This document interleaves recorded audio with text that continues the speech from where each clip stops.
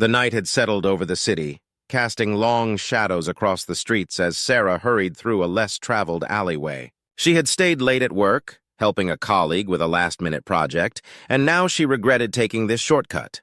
The city could be unforgiving at this hour, and the silence only added to her growing unease. Her pace quickened as she felt the presence of someone behind her. She turned a corner and came face to face with three rough-looking men. Their sneers sent a chill down her spine. "Hey, where are you going in such a hurry?" one of them taunted, stepping closer.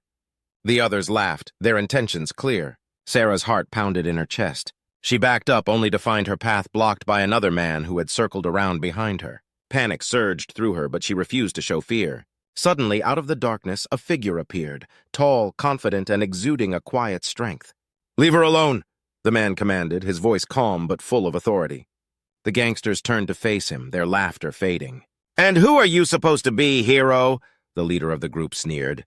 The man stepped into the dim light, revealing his face. It was Chris, dressed simply, his demeanor unassuming yet powerful. "You don't want to find out," he replied, his gaze unwavering. For a moment, there was a tense standoff. Then, something in Chris's eyes made the gangsters reconsider. The leader grumbled under his breath, signaling his men to back off. "She ain't worth it," he muttered, and they disappeared into the shadows.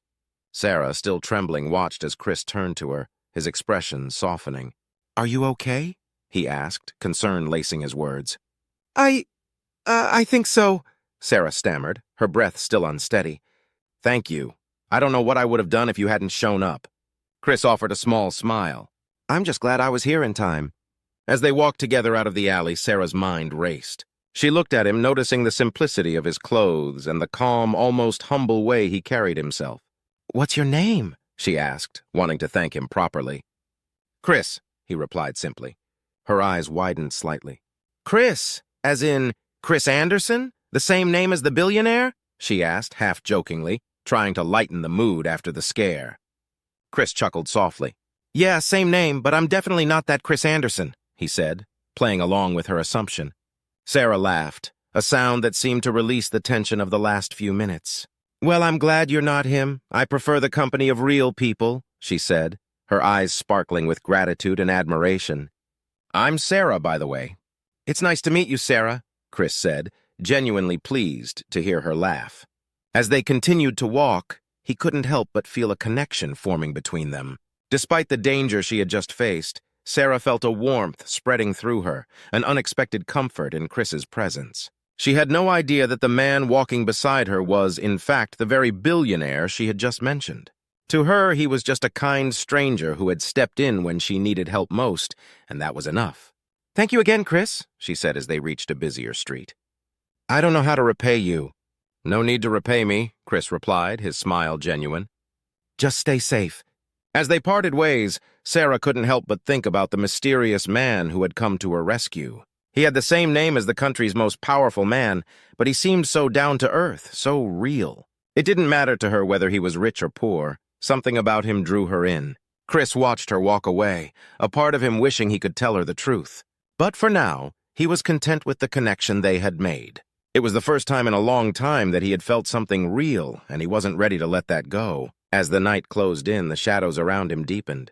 But in Sarah's presence, he had felt a light, a chance at something more than just the wealth and power he had grown accustomed to. And that was a feeling worth holding on to. Chris couldn't stop thinking about Sarah after the night he saved her. Determined to learn more about her, he called in Marcus, his trusted right-hand man who executed all of his orders across his vast empire. Chris operated behind the scenes, and only a few people knew him by face. Marcus was the one who acted on his behalf in every company.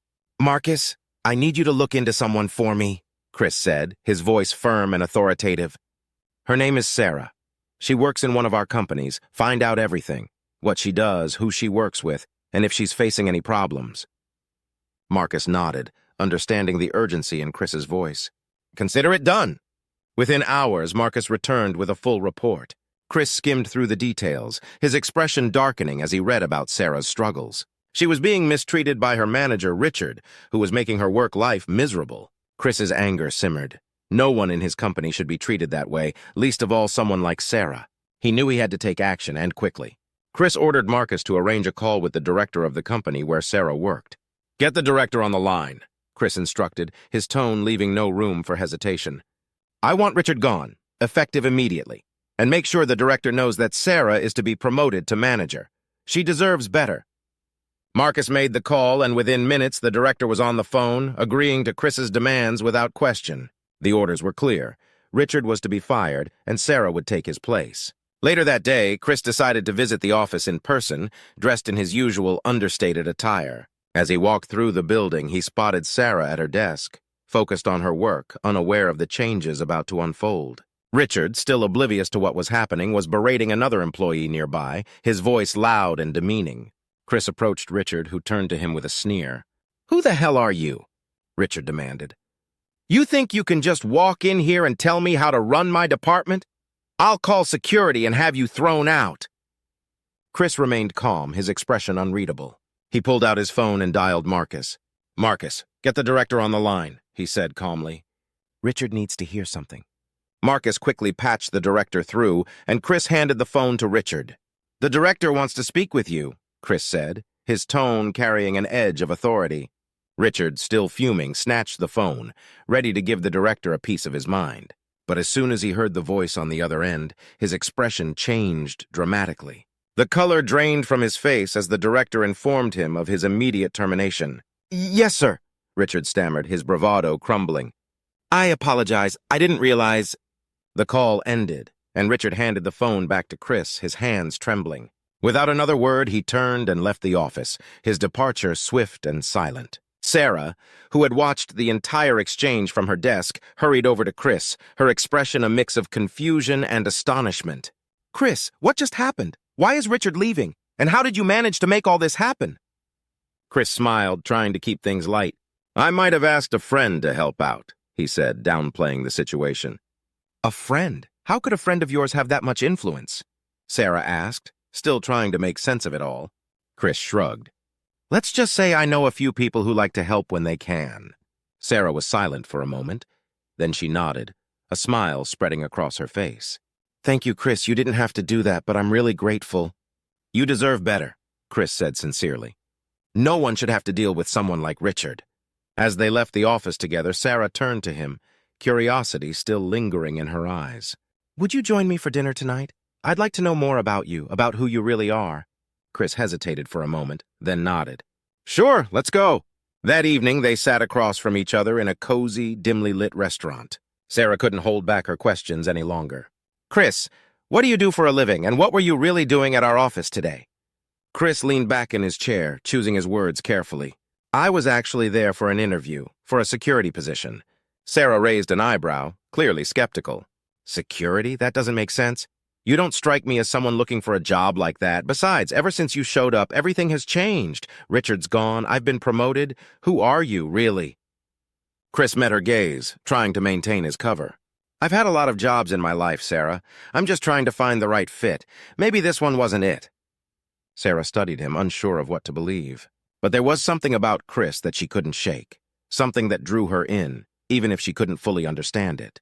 As they continued to talk, Sarah found herself growing more attached to Chris. He was different, and she liked that. But there was something else weighing on her mind. Her family.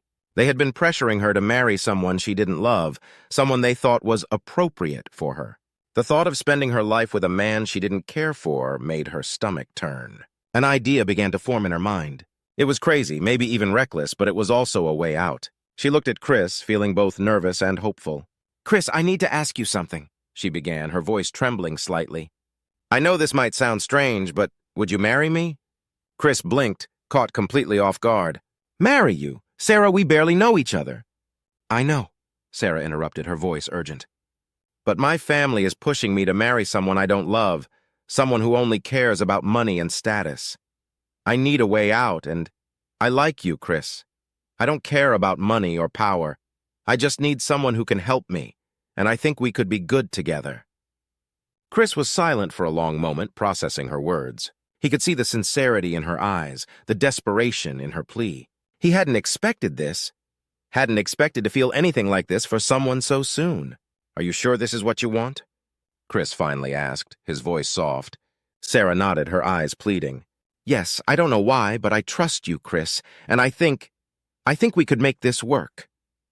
Chris took a deep breath, weighing the situation. He had spent years keeping his true identity hidden, avoiding deep connections to protect his secret. But here was Sarah, asking him to take a leap with her, to step into a life that was both simple and complicated at the same time.